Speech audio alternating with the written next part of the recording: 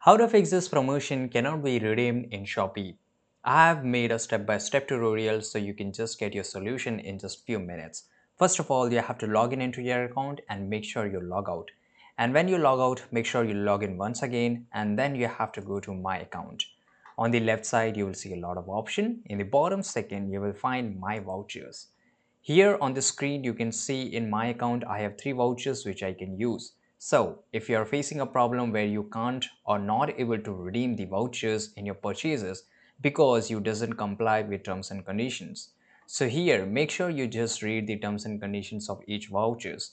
Just click on TNC and it will show you the TNC, the terms and conditions, and then only you can apply it over your purchase, right? And just click on use. If you just tap on use, Shopee will show you all the products where these vouchers can be used on this purchase of these products, right? And this is how you can solve your problem. I hope you found this video very useful.